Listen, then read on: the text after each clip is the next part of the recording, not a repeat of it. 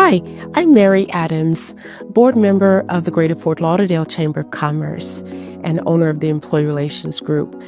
I'm here to introduce and invite you to our Access to Capital Summit, Reimagining How to Build Wealth, the Chamber's Racial Equity Council. This council's goal is to foster a more inclusive and equitable financial ecosystem that empowers historically underserved entrepreneurs, especially Black-owned businesses across the region, so that they grow, thrive, and build generational wealth.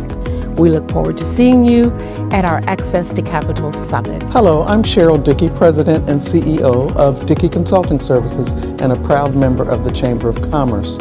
We are looking forward to seeing you at our Access to Capital Summit on Thursday, October 9th from 8 to 12 noon at the Urban League of Broward County. We're going to be talking about the data from our local and national groups who have provided data on access to capital, and we will look at pathways for people to break barriers so that they can build on their future with more access to capital, which we will present to them.